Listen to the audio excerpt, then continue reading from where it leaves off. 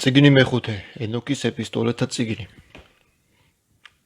მე-18 ნაწილი თავი 91 ახლა კი შვილო მეთუშალა შემიკრიბე ყველა შენი ძმა და მოიხმე ჩემთან ყველა შენი დედის ძე დედმამიშვილი რადგან სიტყვა მიხმობს და სული იღვრება ჩემზე რათა გაჩვენოთ ყველაფერი რაც სამარადისოდ მოგელით წავიდა მეთუშალა დაუძახა ყველა თავის ძმას და შეკრიბა თავისი ნათესავები და ენოკმა ელაპარაკა ყველა თავის შვილის ჭეშმარიტების შესახებ და უთხრა ისმინეთ შვილებო მამა თქვენის ყოველი სიტყვა და სათანადოდ მოისმინეთ ჩემი პირიდან გამოსული ხმა რადგან შეგაგონებთ და გეუბნებით თქვენ ჩემო მეგობრებო გიყვარდეთ სამართალი და გარდაიქმნით იარეთ მასში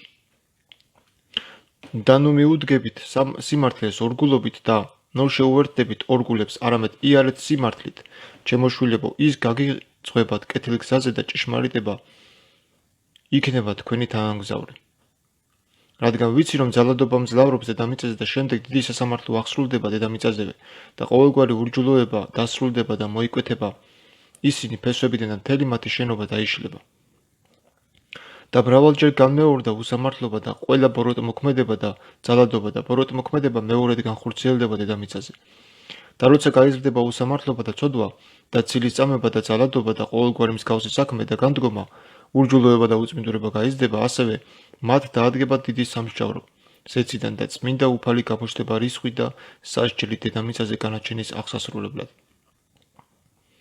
იმ დღეებში ძალადობა მოიკვეთება მისი ფესვებიდან და უსამართლობის ფესვები სიცრუესთან ერთად და აღიგვება ცის ქვეშეთიდან და წარმართა ყველა ხატება მოკვდება კოშკები დაიწובה ცეცხლით და აღიგვება პირისაგან მიწის და ჩააგდებენ ცეცხლის სასჯელში და დაიღუპებიან რისხვით და სასტიკი მსჯავრით წყევლით რომელიც სამუდამოდ გაგრძელდება და გამოიღვიძებს მართალი კაცის გრძნობა ძილისგან და სიბრძნე აღდგება და მიეცემა მათ და ამის შემდეგ მოიკვეთება უსამართლობის ფესვები და ცოდვილები მახვილი დაიღუპებიან ღვთისგმობელები იქნებიან ისინი ცილის წამებლების ფესვები ძირფესვიანად მოიკვეთება და ვინც ძალადობას გეგმავს და მკრეხელობას ჩადის მახვილის პირით გაიგმირება და ამის შემდეგ იქნება კიდევ ერთი კვირა მერვე სიმართლის კვირა და მიეცემა მას მახვილი რათა სასამართლო და სამართალი ასრულდეს მათზე ვინც ძალადობს და ცოდვილნი გადაეცემიან მართალთა ხელში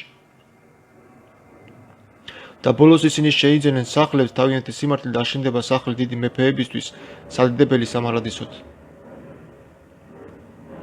და ამის შემდეგ მე-9 კვირაში სამართლიანი განაჩენი გამოცხადდება მთელს მსოფლიოში და ბოროტების ყველა საქმე გაქრება სრულიად დედამიწიდან და სამყაროს წუთები დაითვლება განწირულობისთვის და ყველა ადამიანი დაადგება სიმართლის გზას და ამის შემდეგ მე-10 კვირაში მე-7 ნაწილში იქნება სამსჯავრო მარადიულობისთვის რომელიც იქნება დარაჯების მცველების მიერ გამოტანილი და იქნება დიდი მარადიული ზეცა რომელიც აღმოცენდება ანგელოზთა შორის და გაქრება ძველი ცა და გამოჩნდება ახალი ცა და ცის ყველა ძა და შვიდგზის განათებს სამუდამოდ და ამის შემდეგ მრავალი კვირა იქნება ურიცხვი მარადისობაში სიკეთით და სიმართლით და ცოდვა აღარ იქნება ნახსენები მას შემდეგ მარადისობამდე ახლა კი გეუბნებით შვილებო და გიჩვენებთ სიმართლის გზებს და ძალადობის გზებს და კვლავ გიჩვენებთ მათ რათა იცოდეთ რა მოხდება ახლა დაემორჩილეთ შვილებო და იარეთ სიმართლის გზებით და ნუივლი ძალადობის გზებით რადგან ყველა ვინც უსამართლობის გზებით ადის სამუდამოდ დაიღუპება მე-19 ნაწილი თავი 92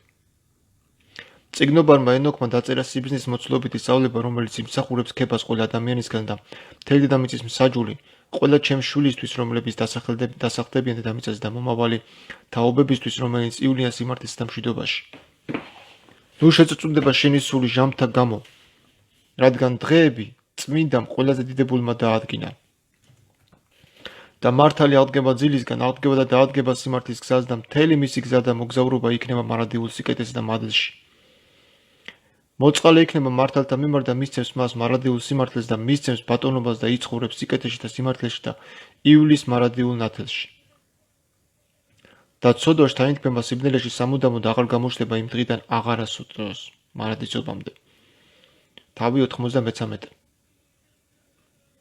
ამის შემდეგ დაიწყო ენოკმა წიგნებიდან თხრობა და თქვა ენოკმა სიმართლის შვილებზე ქვეყნიერების რჩეულების და სამართლიანობის და სიმართლის მცენარეზე გელაპარაკები და გამცნობ ჩემო შვილებო მე ენოქი მას მერე რაც გამიცხადა ზეციური ადგილების ხილვები და რაც მე ვიცი წმინდა ანგელოზების სიტყვი და რაც ვისწავლე ზეცის დაფებიდან. და დაიწყო ენოქმა წიგნებიდან თხრობა და თქვა: მე მეშვიდე დავიბადე პირველ კვირას, სანამ სასამართლო და ჭეშმარიტება ჯერ კიდევ შეირყეოდა. და ჩემ შემდეგ მეორე კვირას გაჩნდება დიდი ბოროტება და გაიზრდება სიცრუე და მის დროს იქნება პირველი აღსასრული და მასში გადარჩება ერთი კაცი და მას შემდეგ რაც ყველაფერი დასრულდება გაიზრდება უსამართლობა და ცოდვითათვის კანონს დაადგენს. და ამის შემდეგ მესამე კვირის დასასრულს არჩეული იქნება ერთი ადამიანი, რათა განეკითხოს სამართლიანად და ამის შემდეგ მოვა ჭეშმარიტების სცენარი სამუდამო და სამარადისოდ. და ამის შემდეგ მეოთხე კვირაში მის დასასრულს წმინდათა და მართლთა სახეებს იხილავ და დაკანონდება კანონი ყველა მომავალ თაობისთვის და სასამართლო გაიმართება. და ამის შემდეგ მეხუთე კვირაში მის დასასრულს აშენდება დიდების და ბატონობის სახლი უკუნითი-უკუნისამდე. და ამის შემდეგ მეექვსე კვირაში ვინც მასში იცხოვრებს, ყველა დაბრმავდება და ყველა ვინც მასში ცხოვრობს, ჩაიძირება გრძნობების, ფიქრების უმეცრებაში, დაივიწყებს სიბრძნეს და მასში წამყვანი იქნება ერთი კაცი. და ბოლოს იგივე სამფლობელოს სახლი ცეცხლი დაიწובה და არჩეული ფესვის მთელი მოდგმა გაიფანტება. და ამის შემდეგ მეშვიდე კვირაში აღდგება მეამბოხე, ანუ გახსნილი თაობა და მათი საქმეები გამრავლდება და ყველა მათი საქციელი დაუდევარი იქნება. და ბოლოს რჩეულნი დაჯილდოვდებიან სიმართლის მარადიული მცენარით. და რაც გამოიხატება იმით, რომ მათ მიენიჭებათ შვიდგზის სწავლება მთელს მის ქმნილების შესახებ. რადგან დაიარება სადმე კაც შვიდი, რომელმაც გაიგონებს წმინდანის ხმას და არ შეწუნდება? და სად შეეძდება კაც თავის ფიქრების გადმოსახედიდან ზეციური საქმეების დანახვა? და როგორც კვაზე უნდა იყოს ის, ვინც იცის ზეციური საქმეები და ვინც სწავლობს მისი სუნთქვის ან მისი სულის დანახვას და ცდილობს მოყვეს ამის შესახებ, ან ცდილობს იქ ასვლას და ვის შეუძლია ენახა ზეცის ყველა ბოლო სიტყვასიტყვით ფრთები, ზეცის ფრთები და ფიქრად გაევლო ამის გაკეთება, ანუ ზეცად ასვლა. და არის თუ არა სადმე ადამიანი, რომელსაც შეუძლია იცოდეს დედამიწის სიგანე და სიგრძე და ვის მიეცა ეს ცოდნა, რომ მისი ყველა ზომა წონას ცოდნოდა? არის თუ არა ვინმე ვისაც შესწევს იმის ცოდნა, რომ იცოდეს ცის სიგრძე, ან მისი სიმაღლე, ან კი რაზეა იგი დაფუძნებული, ან კი რამდენი ვარსკვლავია და სად იმყოფებია მნათობები? თავი 94. ახლა კი გეუბნებით. შვილებო, გიყვარდეთ ჭეშმარიტება და იარეთ მასში, რადგან სიმართლის გზები იმსახურებს მიღებას, უსამართლობის გზები კი უეცრად იღუპება და ქრება. და მომავალი თაობის ზოგიერთ ხალხს გამოეცხადება ძალადობის და სიკვდილის გზები, ისინი თავს აარიდებენ მათ და აღარ გახვევიან ამ გზას. და ახლა მე გეუბნები თქვენ მართალთ, არიაროთ ბოროტი გზებით და ძალადობით, არც სიკვდილის გზებით და ნუ მიუახლოვდებით მათ, რომ არ დაიღუპოთ. ოღონდ ეძია დაირჩიეთ თქვენთვის სიმართლე და ღმერთისთვის მოსაწონი ცხოვრება და იარეთ მშვიდობის გზებით, რათა იცხოვროთ და გქონდეთ სიხარული. და შეინარჩუნეთ თქვენი გულის წადილი და ნუ წაიშლება ჩემი სიტყვები თქვენი გულებიდან, რადგან ვიცი, რომ ცოდულები აცნუნებენ კაცობრიობას სიბრძნის შესალახად და სიბრძნე ვერ დაიმკვიდრებს ადგილს და ნებისმიერი სახის სტუნება არ შემცირდება. ვაი მათ, ვინც ქმნის სიცრუეს და ძალადობას და საფუძველს უყრის მოტყუებას, რადგან ისინი მოულოდნელად წარეწმდებიან და მშვიდობა არ ექნებათ. ვაი მათ, ვინც ცოდვით აშენებს სახლებს, რადგან ისინი მიწიდან მოიკვეთებიან და მახული დაეცემიან, ხოლო ვინც ოქროსი და ვერცხლს იძენს, მოულოდნელად დაიღუპება სამსჯავროზე. ვაი თქვენ დიდანო, რადგან თქვენ სიმდიდრეს დაიყრდენით და დაკარგავთ თქვენ სიმდიდრეს, რადგან არ ფიქრობდით უზნაესზე თქვენი სიმდიდრის დღეებში. თქვენ დაიწყეთ გმობა და ჩაიდინეთ ურჯულოება და შეემზადა სისხლის ზღვის დღისთვის და სიბნელის დღისთვის და დიდი განკითხვის დღისთვის. მე ამას გეუბნებით და გიცხადეთ, რომ ის, ვინც შექმნათ, ისევე აღგგვით თქვენ მიწისაგან პირისზე და არ იქნება წყალობა თანაგრძნობა თქვენზე დაცემის დროს და თქვენი შემოქმედი გაიხარებს თქვენი განადგურებით.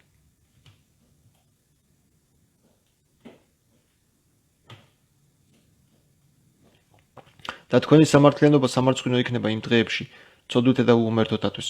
თავი 95.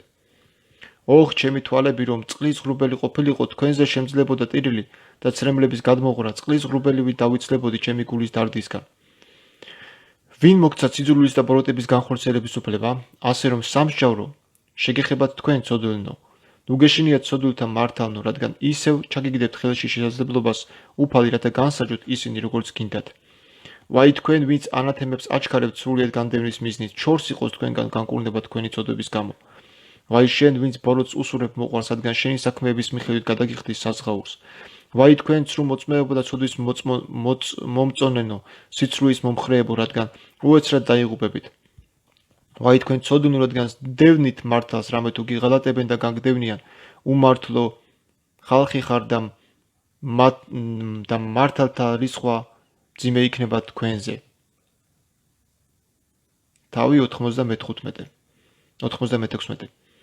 იმედი გქონდეთ მართლებო, რომ რადგან ცოდუნი უესად დაიღუპებიან თქვენ წინაშე და თქვენ გექნებათ უფლება იბატონოთ მათზე თქვენი სურვილისამებრ.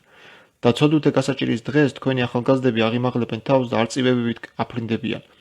და სვავებზე უფრო მაღლა იქნება თქვენი ბუდეები და კურდღლებივი დედამიწის ხევებში და კლდეების ნაპრალებში შეღწევთ მარადიულად უმართლოთა წინაშე. ისინი თქვენს გამო აკვნესდებიან და ტყის სულებივით ადირდებიან. მაგრამ თქვენ ვინც იტანჯებით ნუ გეშინიეთ, რადგან განკურნება გადმოვა თქვენზე და ნათელი შუქით გაბრწყინდებით და გაიგებთ მოსვენების ხმას ზეციდან. ვაი თქვენ ცოდვილნო, რადგან თქვენი სიმდიდრე სამართლიანად გეჩვენებათ, მაგრამ თქვენი გული გამხელთ, რომ ცოდვილნი ხართ და ეს სიტყვები იქნება ჩვენება თქვენს წინააღმდეგ, რათა შეგახსენოთ თქვენი ბოროტი საქმეები. ვაი თქვენ ვინც ხორბლის შიგთავს ჭამთ და ფესვის ძალის წყაროდან სვავთ და დაბალთ თელავთ თქვენი ძალით. ვაი თქვენ ვინც ყველა დროის წყალს სვავთ, რადგან უცებ დაჯილდოვდებით და დაილუქებით და გამოშრებით, რადგან მოსწყდით სიცოცხლის წყაროს.